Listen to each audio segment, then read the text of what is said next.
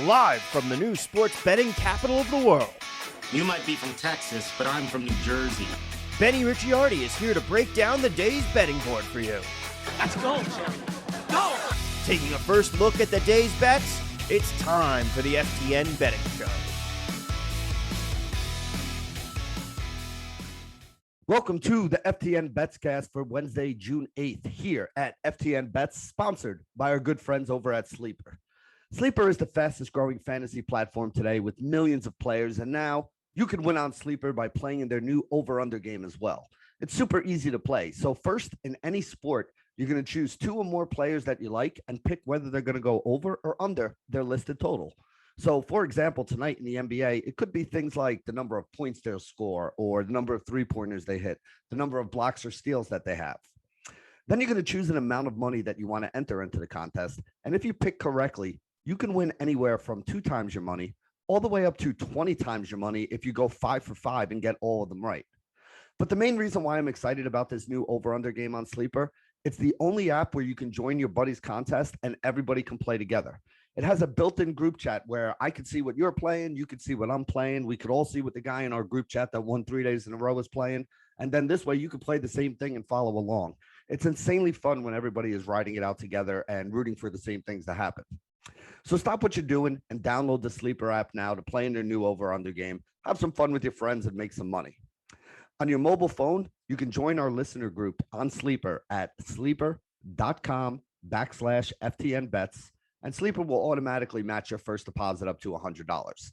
Again, go to sleeper.com/FTNbets, and you'll get a $100 match on your first deposit. There are terms and conditions that apply, so see Sleeper's terms of use for those details. Tonight, we have Game 3 of the NBA Finals between the Golden State Warriors and the Boston Celtics. We're traveling cross-country for this one as Golden State comes to Boston, Boston getting the home game here. You know, it's interesting. Boston is favored in this game. They're favored by about 3.5 to 4 points. We saw 4 points for Golden State in the last game. I think it was 2 or 3 points in the first game of this series as well, which really means that, you know, Boston's favored by 3.5 here. Even if you back out the home court advantage, that would mean that the books and the bettors are considering Boston on a neutral floor would probably be a favorite in this game here today, which is interesting to me because I originally had it as Golden State, although I know a bunch of people that did have Boston as the team where the value was and the value being on their side. I know our buddy Frank Brank was big on Boston too. I think he had Boston -5 today. So definitely getting some value on Boston at that -3.5 number. It opened at that -3.5 number, and you're still seeing it there at most of the books out there. MGM, Caesars, DraftKings, FanDuel all have it at -3.5, -110 for the Boston Celtics today. You can get a little bit better price if you want to play the Warriors on the other side. Bet Rivers and Sugar House have that at +4, but it is juiced up a little bit at -115. But still, I'd rather take it at a juiced up -114, -115 to get the +4 than I would at the 3.5 at the standard -110 juice. So that is still the best number out there. If you want to be on the Warrior side, +4, -114, Bet Rivers and Sugar House. I'm going to be honest. I'm going to go with our boy Frank Brank here today. I'm going to go with the Boston Celtics side, -3.5, -110 at home. Again, they got rolled in that game too, but they didn't really need to win that game too, right? Like your job when you're the team on the road going somewhere for the first 2 games of a series, your job is to get a split. Your job is to flip home court advantage back to yourself. And that's exactly what the Boston Celtics did by winning in that first game. So I think the Boston Celtics -3.5 is probably the way I'd be looking at this. So let's see. Both games in this series did end as double-digit point totals. The Celtics winning that first game by 12 after being down by 10 in the fourth quarters. That was a massive turnaround, that fourth quarter comeback for them. And then the Golden State Warriors didn't even need to play in the fourth quarter of the last game. They were blowing the Boston Celtics off the floor at that point. A lot of don't look at the minutes too much for game 2 when you're doing your analysis here. If you're playing on like a DraftKings and putting lineups together, even if you're looking for your prop bets and stuff. Remember, a lot of the starters didn't play at all or very minimal minutes in the fourth quarter. And even towards the third quarter, it wasn't a typical game here for either one of these teams, really. So just keep that in mind. Don't use that game 2 number as much. If anything, you could probably throw it out. Not that you want to throw it out and be like, oh, it didn't happen. Like, obviously it happened, but, you know, be careful trying to make too many judgments based off of those numbers there. I don't think that's the way that a lot of these games in the series are going to go. So now we can move on to talk about the total here today. So this is an interesting one. So we talked about this in the first game. The total was like 210, 211, 212, somewhere around there is where the numbers were throughout the process. In game two, after they scored 128 points between them in game one, the total jumped up to 216. And I said, at that number, it just seemed too high, and I wanted the under there. The total for this game opened at 215 after the last game finished. I don't even think it got to 200 because I don't even think the Celtics got the 90 in that game. The total in this game it opened basically at the same place it did on the second game, 215.5. But I think bettors realized that was too high of a number too, because it's gotten beaten down right now. So the best number in the market right now, pretty much the consensus in the market right now is like 212.5. That's where you're seeing it on all the books. If you want to play an over here today, which I do not want to play, but if you wanted to, 212 is what it's down to right now. DraftKings and FanDuel both have that at minus 110. I like the under when it was 215.5. I don't know if I would still be chasing it now. It's all the way down to 212.5 if you want to play an under at minus 110, and you can get that on MGM, Caesars, Bet River, and Sugar House. Like I said, at the 215, 216 level, I would have played the under again. At 212, though, I think this is kind of where it needs to be. Again, the way that this series has gone, I could see these games going over or going under, which is what makes a good number, right? Like you want a number where you could see it going on, pretty much evenly on one side or the other. And I think at 212, that's the level here. So if this drops below 210 at any point during this series without any injuries or anything changing the analysis, I would think we want to be betting overs. If it gets back up to that 215, 216 level, I would think we want to be betting unders.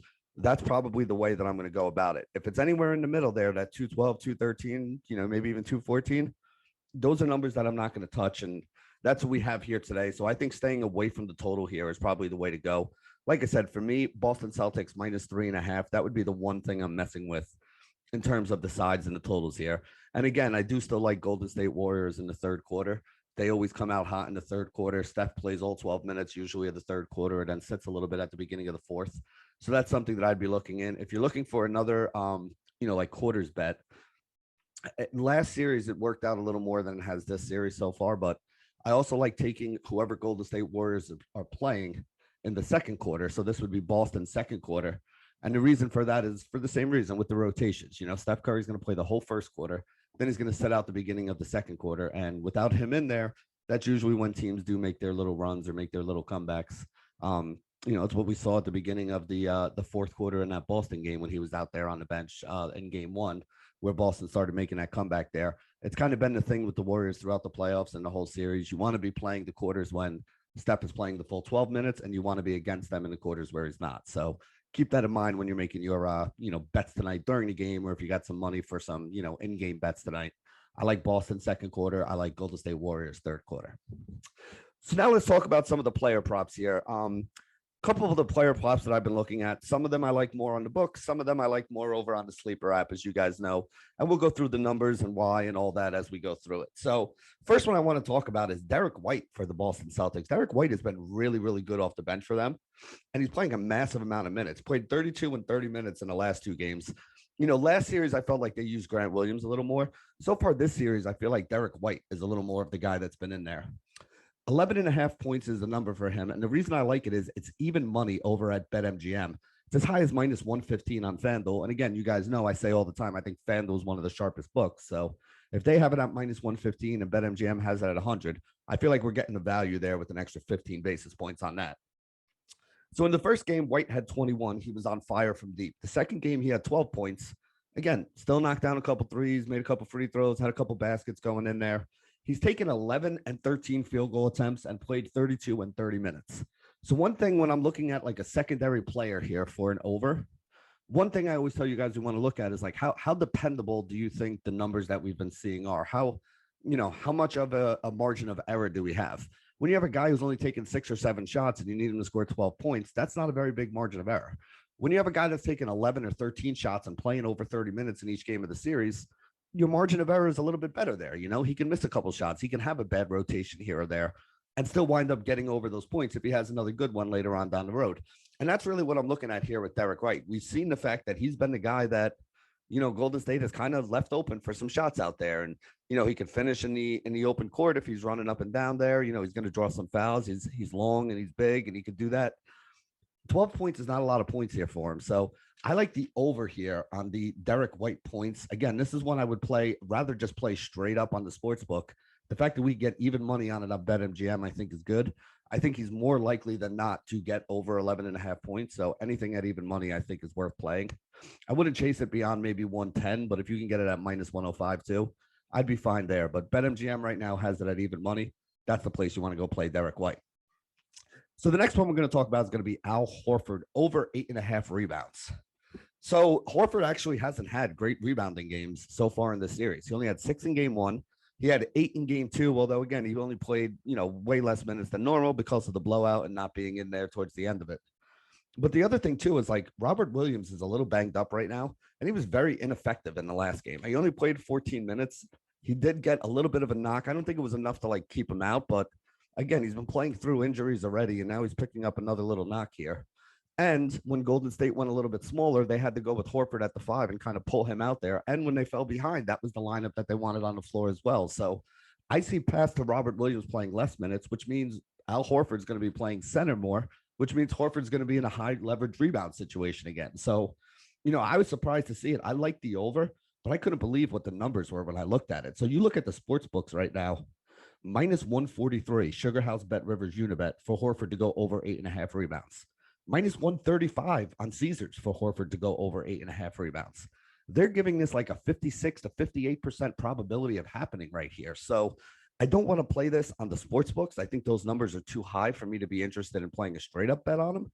But over on the Sleeper app, absolutely, we're interested in things that are 56, 58% likely to happen. So Al Horford over 8.5 rebounds, going to be one of those plays on Sleeper that I'm definitely looking at. Another one, we're going to go back to the well on a couple things that we did last game that worked out pretty well for us. The first one's going to be Klay Thompson under 19.5 points. So Caesars has this at minus 130, DraftKings minus 125.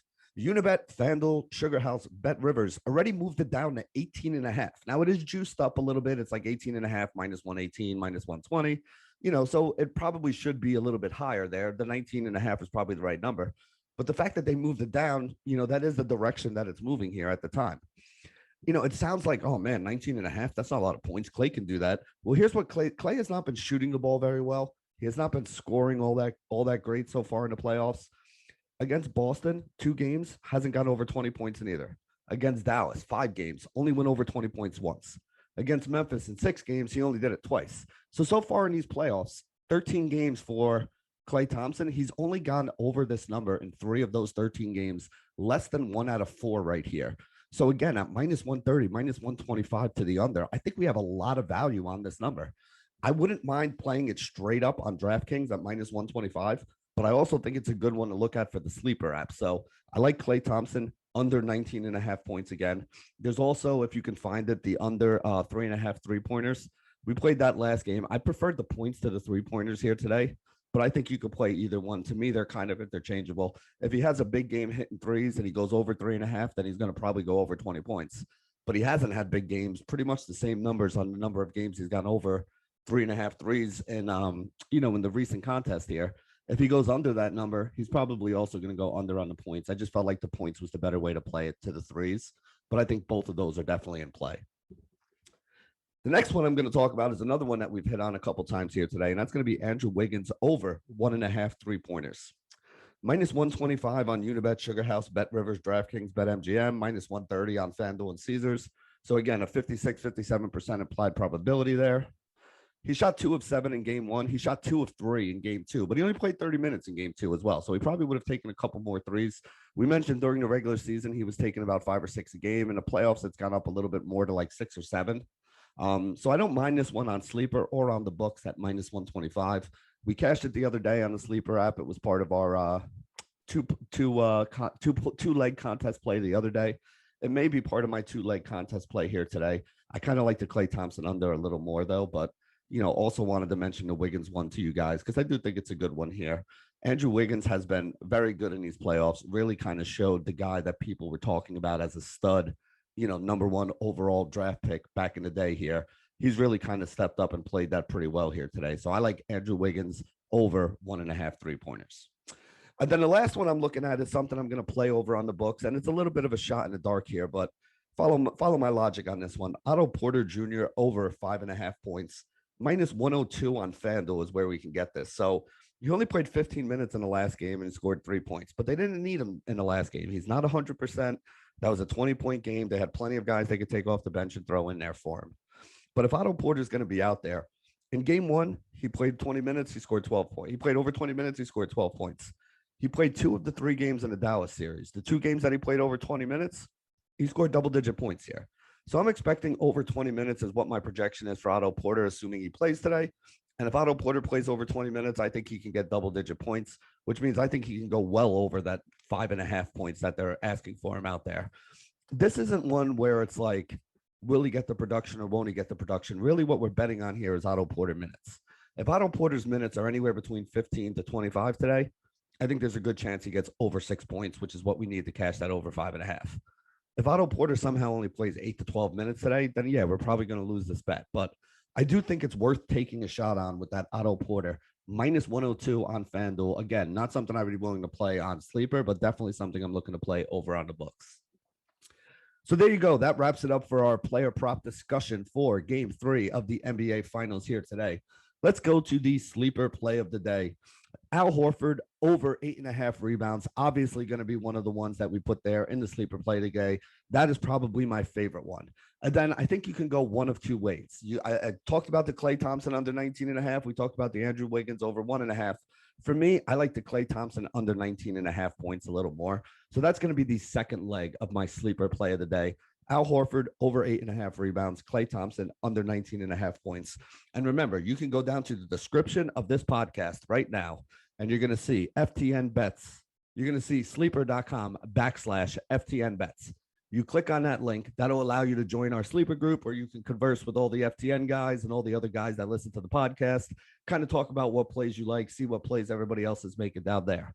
And not only that, but if you click that link, it will make you eligible for that 100% deposit match up to $100. As I say to everybody, if you can afford to put the $100 in, put the $100 in, get the $100 deposit match. You'll have $200 to play with. You put that whole $200 in on Al Horford over 8.5 rebounds, Klay Thompson under 19.5 points.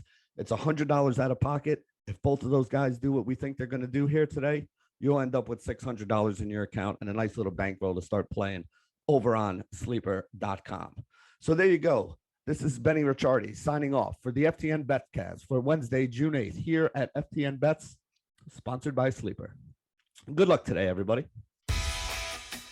Live from the new sports betting capital of the world. You might be from Texas, but I'm from New Jersey.